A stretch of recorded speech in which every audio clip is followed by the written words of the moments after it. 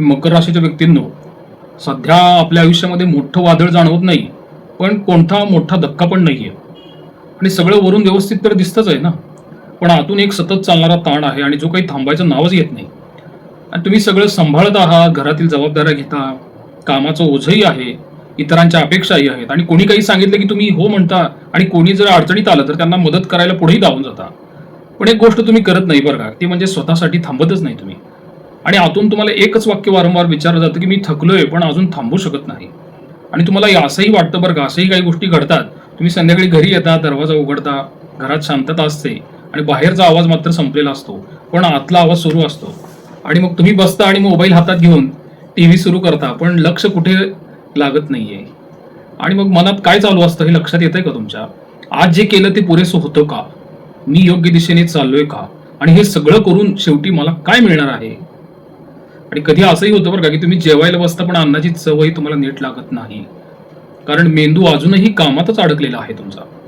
कधी असं होतं की कोणी घरात तुमच्याशी बोलतं पण तुम्ही नुसतं ह म्हणता आणि खरं काय आहे ते ऐकूनच घेत नाही, कारण तुमचं लक्ष आतल्या विचारांमध्ये अडकलेलं आहे. आणखी एक खूप वास्तविक गोष्ट अशी आहे तुमच्या बाबतीत, की तुम्ही शांत बसलेले असता पण अचानक एखादी जबाबदारी तुम्हाला आठवते. हे करायचं राहिलंय, ते करायचं राहिलंय, उद्या हे करायचं आहे आणि मग पुन्हा ताण सुरू होतो आहे. रात्री सुद्धा झोपायचा प्रयत्न करता पण शरीर थकलेलं असतं, पण डोकं काही थांबतच नाही ना. जुने प्रसंग आठवतात ज्यावेळेस तुम्ही संघर्ष केलेला आहे. कुणाचं बोलणं पुन्हा डोक्यात येतं आणि मग स्वतःच्या निर्णयावरती तुम्हाला शंका येते. म्हणून तुम्ही बाजू बदलता, पुन्हा डोळे मिटता, पण झोप येत नाही. आणि सकाळी उठतं तेव्हा काय होतं मग? शरीर उठतं पण मन काही तयार नसतं. आणि मग पुन्हा ते चक्र सुरू राहतं. काम, जबाबदाऱ्या, अपेक्षा आणि आतून येणारा ताण. खरा मुद्दा असा आहे बरं का, की समस्या कामात नाहीये, समस्या आहे तुम्ही स्वतःला थांबू देत नाहीये. एक कटू सत्य आहे बरं का, की तुम्ही जितकं सगळं सांभाळताय ना, तितकंच स्वतःला तुम्ही थकवून घेत आहे. म्हणून एक लक्षात घ्या, की तुम्ही तर मजबूत आहात, पण जर थांबला नाहीत ना, तर एक दिवस शरीर नाही मन आधी थांबेल मग. आणि याचा मानसिक अवस्थेवरती फार वेगळा परिणाम होतो. ठीक आहे, तुमचं मन काही फक्त अस्थिर नाहीये, ते सतत थकलेलं आणि ताणाखाली आहे.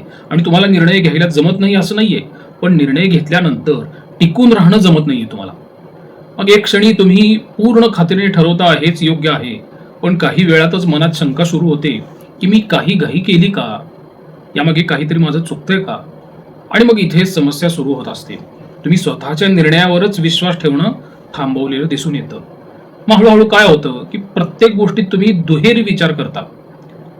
साध्या निर्णयासाठी पण जास्त वेळ घेता आणि तुमचं मन सतत थांब म्हणत राहतं. पुढे जाण्याच्या ऐवजी तुम्ही स्वतःलाच रोखता. आणि एक खोल बदल तुम्हाला जाणवतो बरं का, की पूर्वी तुम्हाला गोष्टी स्पष्ट दिसत होत्या, आता सगळं अजून एकदा दुसरं वाटत आहे. आणि तुम्ही जास्त विचार करता पण तरीही खात्री होत नाहीये त्या विचारांबद्दल, तुमच्या निर्णयाबद्दल. आणि तुमच्या मनात एकाच वेळी दोन विरुद्ध विचार चालू आहेत.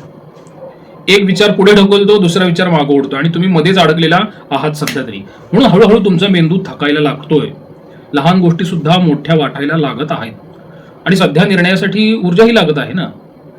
आणखी एक गोष्ट जरा काळजीपूर्वक विचार करण्यासारखी आहे बरं का, की तुम्ही भूतकाळात अडकलेला आहात. मान्य आहे, तुम्ही मागचे 10 वर्ष संघर्ष खूप केलेला आहे. जुन्या गोष्टी पुन्हा डोक्यात येतातच. मी तिथं वेगळं केलं असतं तर, मी का चुकीचा ठरलो. आणि मग त्यामुळे सध्या जो वर्तमान चालू आहे ना, तिथं निर्णय घेणं तुमच्यासाठी कठीण होत आहे. म्हणून सावधगिरी अशी ठेवा, की सगळं स्पष्ट झाल्यावरच निर्णय घेऊ. हा विचार पण थोडासा चुकीचा वाटतो, कारण स्पष्टता विचारातून येत नसते, ती कृतीतून येते. म्हणून जास्त विचार म्हणजेच उशीर आणि उशीर म्हणजे संधी गमावणं. म्हणून खरा मुद्दा आहे, की समस्या तुमच्या क्षमतेमध्ये नाहीये, समस्या आहे तुम्ही स्वतःवरती शंका घ्यायला सुरुवात केलेली आहे. मित्रांनो, शनी, मंगळ, रवी, नेपच्यून हे मीन राशीतून गोचर करत आहेत मकर राशीपासून तिसऱ्या भावातून. आणि तिसरा भाव हा तुम्हाला माहित आहे, जिथं जनसंपर्क, तुमचं धाडस, तुम्ही केलेला पराक्रम, त्याच्यानंतर तुम्हाला व्यवसायात मिळणारे वेगवेगळे संधी, इतर लोकांशी होणारं कनेक्शन, या गोष्टींचा बारकाईने विचार होतो. कागदपत्रांचा पण विचार होतो. मग तुमच्या वेगवेगळ्या आयुष्याच्या पैलूंवरती हे 4 ग्रह कसे परिणाम करतील. ठीक आहे, आता तर रवी तो मीन राशीतून चाललेला आहे, पण पुढं 15 एप्रिल नंतर तो मेष राशीमध्ये जाईल. आणि मग त्यावेळेस मात्र शनी, मंगळ आणि नेपच्यून यांची 3 ग्रहांची युती जी आहे ती थोडीशी तुम्हाला आव्हानात्मक असेल. मग ह्यांनी जो गोंधळ तयार केलेला आहे की नाही, तो गोंधळ काय करतो, तुम्हाला चुकीचे निर्णय घेऊ देत नाही, पण निर्णय न घेणं हेच तुमचं सर्वात मोठं नुकसान ठरत आहे. कुटुंबात पण काही अशा घटना घडतील, घरात सगळं ठीक दिसेल पण आतून अंतर वाढलेलं वाटेल तुम्हाला. म्हणजे उदाहरणार्थ एखादी घटना विचार केली तर तुम्ही साधं काही बोलता, पण समोरच्याला ते टोमणा मारल्यासारखं वाटतं आणि मग लहान गोष्ट मोठी होते. अजून असंही होऊ शकतं बरं का, की तुम्ही तुमची अडचण सांगण्याचा प्रयत्न कराल, पण कोणी ते नीट ऐकून घेणारच नाही ना. मग तुम्ही बोलणंच बंद करून टाकता समोरच्याची. अजून एक घटना अशी घडू शकते, की घरात एखादी महत्त्वाची गोष्ट तुमच्या विचाराशिवाय ठरते आणि नंतर तुम्हाला कळतं, मग त्यात तुम्हाला वाईट वाटतं मग. म्हणून सावधगिरी काय, न बोलण्याने काय होतं, गैरसमज वाढत असतात. स्पष्ट बोला, पण उशीर करू नका ना बोलायला. तसंच नातेसंबंध आणि विवाहाच्या बाबतीत जर विचार केला ना, तर नात्यामध्ये सध्या शांतता आहे, पण जवळीक कमी झालेली आहे. म्हणजे उदाहरणार्थ कसं आहे, की समोरची व्यक्ती तुम्हाला काहीतरी समजावून सांगते ना, पण तुम्ही पूर्ण लक्ष देत नाही. कारण तुमचं मन आधीच थोडं थकलेलं आहे. अजून असंही होऊ शकतं, की लहान गोष्टीवर वाद होतो आणि मग तुम्ही म्हणता, "ठीक आहे, जाऊ दे, राहू दे, नंतर आपण त्याच्यावरती चर्चा करू." पण काय झालेलं आहे, की आतून तुमची नाराजगी वाढत चाललेली आहे. कुटुंबामध्ये सुद्धा, वैवाहिक संबंधांमध्ये आणि पूर्वीसारखं बोलणं आणि हसणं कमी झालेलं आहे आणि मग दोघांमध्ये शांत अंतर तयार होत चाललेलं आहे. म्हणून सावधगिरी लक्षात ठेवा, की दूर जाणं सोपं असतं बरं का, पण परत जवळ येणं कठीण आहे. तसंच नोकरीच्या बाबतीत असं घडू शकतं बरं का, की कामाच्या ठिकाणी सर सध्या तुमच्यावर भरपूर भार आहेच नोकरीच्या ठिकाणी, पण श्रेय दुसऱ्याला मिळत आहे. तुम्ही एखादं काम पूर्ण कराल, रात्रभर बसून काम करताल, डोकं लावताल, सगळे तपशील तुम्ही व्यवस्थित घेताल, पण वरिष्ठांसमोर दुसऱ्याच माणसाची चर्चा होईल. तुमच्या टीम मधला दुसरा कोणी तर ते सादर करेल आणि त्याचं नाव पुढे जाईल आणि तुमचं क्रेडिट कोणतं दुसरं घेऊन जाईल. कसं आहे, की कोणी सांगत नाही तुमच्या बाबतीत, की हे या व्यक्तीने केलेलं आहे आणि मग तुम्ही शांत राहता. असं घडू शकतं बरं का. अजून एक असं होऊ शकतं, की मत विचारलं जातं, पण तसं होत नाही ना. एखाद्या मीटिंगमध्ये तुम्हाला विचारलं जाईल, की तुमचं मत काय आहे? मग तुम्ही वेळ देऊन विचार करताल, सगळे मुद्दे स्पष्टपणे मांडताल आणि सगळे तुम्हाला हो, बरोबर आहे असंही म्हणतील बरं का. पण तुमच्या मांडलेल्या मुद्द्याला जास्त महत्त्व पुढं राहत नाही. काहीतरी वेगळाच निर्णय घेतला जातो आणि मग तुम्हाला जाणवतं, की माझं मत फक्त एक औपचारिक होतं. अजून असंही घडू शकतं बरं का नोकरीच्या ठिकाणी. जबाबदारी आहेत पण अधिकार नसते. म्हणजे तुम्हाला सांगितलं जातं, हे काम तुम्ही बघा. पण तुम्ही सगळं सांभाळता, लोकांना सांगता, काम पुढे नेता. पण जेव्हा निर्णय घ्यायची वेळ येते ना, तुम्हाला इतर व्यक्तींची परवानगी घ्यावी लागते. किंवा मग तुमच्यावरतीच उलट प्रश्न विचारले जातात. हे का केलं तुम्ही न विचारता? म्हणजे काय होतं तुमच्या बाबतीत? जबाबदारी तुमची, पण नियंत्रण तुमच्याकडे नाहीये ना. असंही घडू शकतं बरं का, की दिवसभर काम, पण प्रगती शून्य. तुमचा दिवस पूर्ण भरलेला असतो. एक काम संपतं, दुसरं सुरू होतं, मध्येच नवीन काम दिलं जातं, आधीच काम तुमचं अर्धवट राहत असतं आणि संध्याकाळी बसून तुम्ही विचार करता, मी दिवसभर इतकं केलं, पण नेमकं पुढं काही सरकलं का नाही, असा विचार येतो.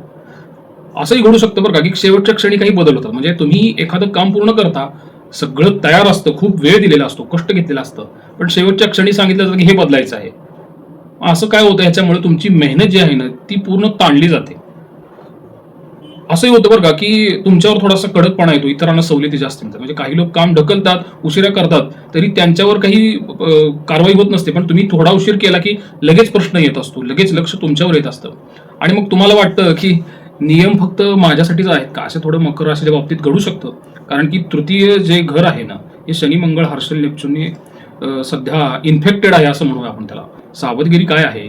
फक्त शांतपणे काम करत राहणं पुरेसं नाहीये ना, कारण काम दिसलं नाही तर त्याची किंमत राहत नाही आणि तुम्ही काम करता पण लोकांना दिसत नाहीये ना आणि जे दिसत नाही ना त्याला महत्त्व मिळत नसतं. म्हणून खरा मुद्दा असा आहे, की समस्या तुमच्या मेहनतीमध्ये अजिबात नाहीये. समस्या आहे तुम्ही स्वतःची किंमत दाखवतच नाहीये ना. म्हणून एक लक्षात घ्या, तुम्ही कामात कमी नाही, पण जर तुम्ही दिसलाच नाही ना, तर तुम्हाला मागे ठेवणं खूप सोपं आहे. असंच काही व्यवसायाच्या बाबतीत पण घडू शकतं बरं का. व्यवसायाच्या बाबतीत कसं आहे, अडकणं हे जो शब्द आहे की नाही, हा तुमच्या मागं 8.5 ते 9 वर्ष झालं काम करतोय. हा अडकणं हा शब्द. म्हणजे व्यवसायामध्ये सध्या गोष्टी तर सरळ चालत नाहीयेत. म्हणजे सुरुवात चांगली होते, पण शेवट काही त्या कामाचं व्यवस्थित होत नाही. ग्राहक शेवटच्या टप्प्यावर मागे हटतो. तुम्ही ग्राहकांसोबत चर्चा करता, दर ठरवता, तुमच्या काही अटी ठरवता आणि कामाची रूपरेषा पण तयार करता ना. हे सगळं ठरल्यासारखं वाटतं, पण शेवटी तुम्हाला तो ग्राहक म्हणतो, थोडा वेळ द्या, मी जरा कळवतो तुम्हाला. आणि मग 2 दिवस जातात, आठवडा जातो, पण उत्तर काही समोरच्या ग्राहकाकडून येत नाही. म्हणजे तुम्ही विचारता, मग काय ठरलंय तुमचं? आणि मग तुम्हाला तो ग्राहक म्हणतो, अजून काही ठरवलं नाही. आणि मग तुमचा वेळ आणि ऊर्जा आहे ना, तिथं अडकून पडते. असंच काही अजून घडू शकतं बरं का, की तुमचं काम पूर्ण झालेलं असतं, तुम्ही तुमची जबाबदारी पूर्ण करता, पण पैसे मिळत नाहीत ना. उद्या देतो, थोडं थांबा, हिशोब चालू आहे, असं वारंवार ऐकायला मिळू शकतं. आणि मग तुम्ही पुन्हा पुन्हा त्याची आठवण करून देत राहता आणि मग तुम्हालाच त्याच्यामध्ये कमीपणा वाटतो, की कमीपणा असा असतो, की मी पैसे मागतोय म्हणून. अजून एक असं घडू शकतं बरं का, की कोणी भागीदारी करायचं तुमच्याशी बोलतो, कोणी मदत करायला सांगतो तुम्हाला बरं का, पण कोणी काम देण्याचं आश्वासन तुम्हाला देत नाही. आणि त्या बोलण्यावर तुम्ही मग काहीतरी प्लॅनिंग करत बसता, योजना करता, पण जेव्हा वेळ येते ना तेव्हा तो माणूस गायब झालेला असतो, फोन उचलत नाही किंवा काहीतरी कारण देतो आणि मग तुम्ही मध्येच अडकून राहिलेला असतात. अजून एक असं होऊ शकतं बरं का, की अंमलबजावणीमध्ये अडथळे येतात.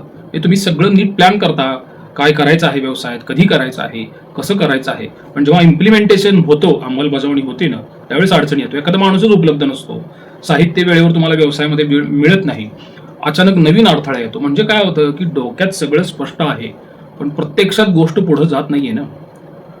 व्यवसायात सध्या चुकीचे अंदाज बांधले जाऊ शकतात बरं का, कारण तृतीय हाऊस इन्फेक्टेड आहे. तुम्हाला असं वाटेल की हे काम पटकन होईल, आपण प्रत्यक्षात वेळ दुप्पट लागतोय ना, हे लक्षात घ्या तुम्ही. हा ग्राहक पक्का आहे, पण शेवटी तोच मागे हटतो, हे तुम्हाला कळत नाही ना. आणि मग तुम्ही स्वतःलाच विचारत बसताल की मी अंदाज चुकवतोय का, माझ्या कुठेतरी आकलनामध्ये चूक होती का. त्यामुळे घाईत नाही घेतलेला निर्णय उलटा पडू शकतो बरं का. कधी तुम्ही वाट पाहायला तयार नसता, काय होतं, मला पटकन निर्णय घ्यायची फार हौस लागते आणि लगेच काम सुरू करता तुम्ही, पण नंतर कळतं की थोडा वेळ घेतला असता तर चूक टाळली असती ना. सावधगिरी ह्याच्यामध्ये ठेवा बरं का. या काळात सगळ्यात मोठी चूक म्हणजे शब्दांवरती विश्वास ठेवणं. आणि जे बोललं जातं ना ते खरं असेलच असं नाहीये तुमच्या बाबतीत, आणि जे दिसतं ते पूर्ण सत्य नाहीये. आणि प्रत्येक गोष्ट तपासा ना, कागदपत्र काय आहे, त्याच्यामध्ये अटी काय आहेत, पैशांची खात्री करा, आणि सगळ्यात महत्वाचं काय, घाई अजिबात करू नका. एखादं काम मागं राहिलं तरी चालेल. म्हणून खरा मुद्दा काय आहे बाबतीत, की समस्या तुमच्या मेहनतीमध्ये नाहीये, जे मी सुरुवातीला पण म्हणालो. चुकीची वेळ, चुकीचा अंदाज आणि अपूर्ण नियंत्रण ही समस्या आहे. म्हणून लक्षात घ्या, संधी येत आहेत, पण त्या पूर्ण करण्यासाठी तुम्हाला अधिक जागरूक आणि थांबून निर्णय घ्यावा लागेल.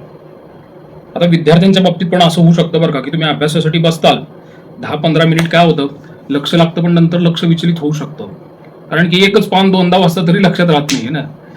आणि मध्यंतरी काय झालं होतं, शुक्र राहू युतीमुळे तर ह्या मकर राशीच्या विद्यार्थ्यांचं एकाग्रता पूर्णच बाजूला गेलेली आहे. त्यात मंगळ शुक्र युती पण आली होती. त्यामुळं अति मोबाईलचा वापर तर तुमच्यामध्ये नक्कीच वाढलेला आहे, याच्यामध्ये शंका नाहीये. आणि तो वापर तुमची ऊर्जा कुठेतरी शोषून घेतो आहे, तुमची एकाग्रता कमी करतो आणि अभ्यासात तुम्हाला लक्ष लागू देत नाही. तर हे निमित्त होतंय मकर राशीसाठी. तुमच्याकडे हुशारी आहे, त्याच्यानंतर कष्ट करण्याची तयारी आहे, क्षमता आहे, पण ह्या सगळ्या गोष्टींमुळे तुम्ही स्वतःचं पोटेन्शियल कुठेतरी हरवून बसत आहात.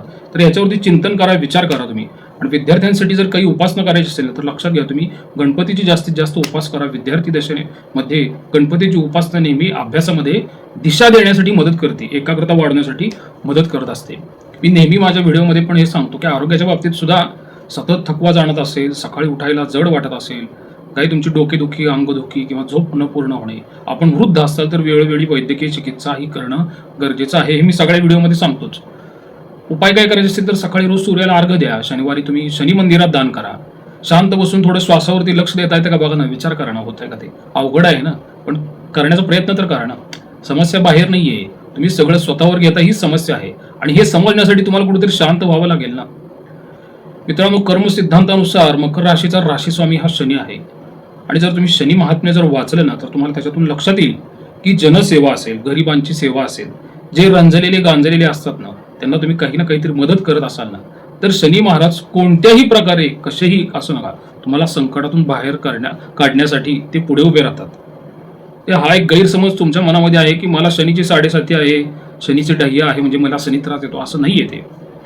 शनी उलट तुम्हाला मदतही करेल, फक्त तुम्ही त्यांनी जे काही शनी महात्म्यामध्ये त्यांचे काही कर्म वर्णन केलेले आहेत ना, ते जरी तुम्ही केले तरी सुद्धा खूप बाज झालं. त्यातलंच मी एक नेहमी माझ्या व्हिडिओमध्ये सांगतो की तुम्ही हनुमान चालीसा म्हणा, मारुती मंदिराच्या बाहेर बसलेले भिकारी असतात त्यांना अन्नदान करा, शालेय शिक्षणाचं दान करा, तुम्ही अन्नदान हे तर सर्वात श्रेष्ठ आहे, लोखंडाचं दान करा. ह्या गोष्टींमुळे तुमचा कार्मिक बॅलन्स तयार होईल आणि शनी मजबूत होईल. राशी स्वामी मजबूत झाला की इतर ग्रहांनी जरी डाव टाकला ना, तरी तो तुम्हाला फारसा हलवू शकत नाही, त्यातून तुम्ही अलगदरित्या बाहेर पडत असता. मित्रांनो, हे जे मी भविष्य सांगितलं की नाही, हे पुढे 40 दिवसांसाठी तुमच्या बाबतीत घडू शकेल. आणि मग त्यातून तुम्ही कसं वाचत जायचं, कसं बाहेर पडायचं, यासाठी तुम्ही ह्या व्हिडिओमध्ये सांगितलेल्या गोष्टींवरती जरा चिंतन करा, थोडंसं आत्मपरीक्षण करा आणि कसा मार्ग काढता येईल याच्यावरती विचार करा. प्रसाद कुलकर्णी, पंढरपूर, श्रीराम.